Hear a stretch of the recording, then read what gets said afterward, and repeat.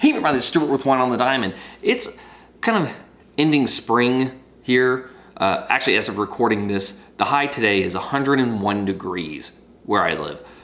So yeah, it's still spring. It gets hotter. But to enjoy the spring, I decided, hey, you know what? Let me start reviewing some more rosés. So stay tuned for this review of the Ferrari-Carano 2019 Dry Sangiovese Rosé.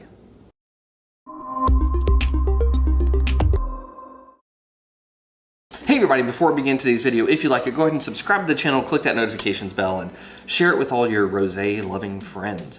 Or the people who hate rosé that you just want to annoy by sending them a video about rosé. Anyway, so today I'm going to be reviewing the 2019 Ferrari-Carano Rosé. It's their dry Sangiovese. It's from Sonoma County, California. It's 13.8% alcohol by volume. First of all, screw top, +1. And like I said, it's, I would say it's probably getting to mid-spring. By the time that I release this video, it might almost be summer because I have a huge backlog of videos for some reason. And I just like switching it up a little bit. Now here's the deal, I'm not one of those people who says you must drink lighter wines when the weather gets hot. If you want to sit outside and drink some room temperature Tannat by the pool, go for it. I don't judge people for stuff like that. What I do judge people for is drinking stuff they don't like. So don't drink wines you don't like. However, I will tell you whether or not I like this one. Every palate's different. You know the spiel, whatever. So let's go ahead and take a look at this from a color standpoint. From a color standpoint, you are a medium salmon, no artifacts, no cloudiness. All right, on the nose, you're super floral. So I'm getting a lot of like cherry blossom, peach blossom, a touch of strawberry, a little bit of cranberry. Those are juice, not blossoms. Do cranberries blossom? I assume they do because they're berry and they kind of make the fruit. So anyway, and then it also has this little bit of like white pepper. That's interesting. I wasn't expecting that. Yeah, just a lot of florality, some good primary fruits going on. But how does it taste?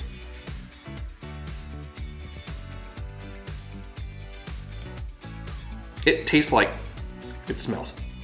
Very floral on the palate. Some secondary fruit there. There's a nice zinging of like lime that I didn't detect up front on the nose. It's there on the palate. I'm really getting it on the sides of my tongue. But it's not like it's like a dried lime powder. It's like a lime powder. Actually, you know what? It's like lime salt from the convenience store, but without the actual like saltiness to it. Just sort of that semi-artificial flavor type note to it. That's really oddly specific, but it is about summertime and Corona is a thing down here.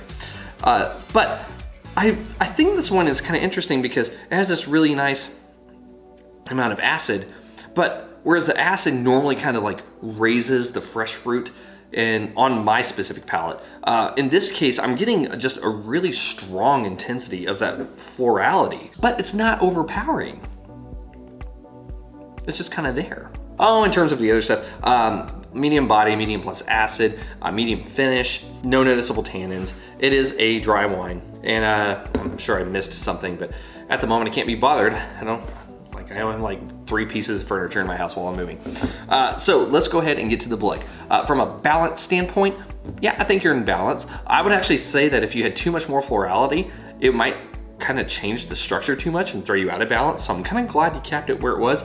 I would like a little bit more fruit, but I'll probably ding you that in the intensity or the complexity. So I'll get to that later. So balance, full point.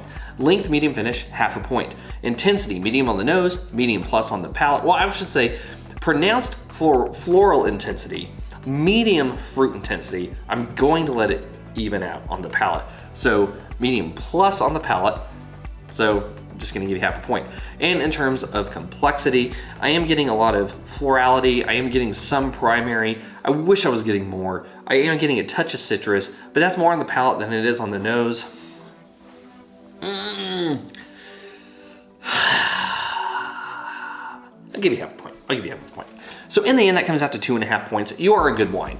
I've had some wines that kind of shine a little bit more, that maybe have some ancillary intensity,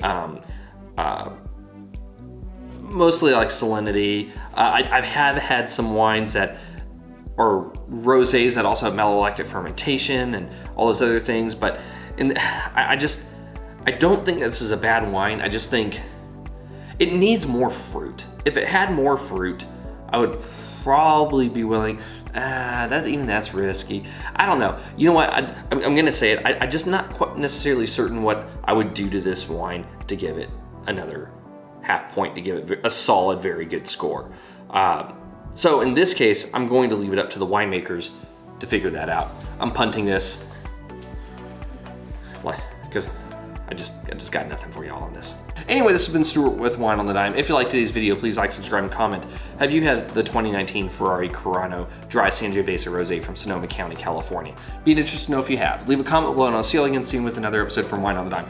In the meantime, I'm gonna try to figure out if it's even possible to salvage this video and make me look like I actually know anything about wine. Or it just might go drink more of this wine and not care. It's probably going to be the other thing, like the drinking of the wine and not care. Yeah, I'll see y'all again soon.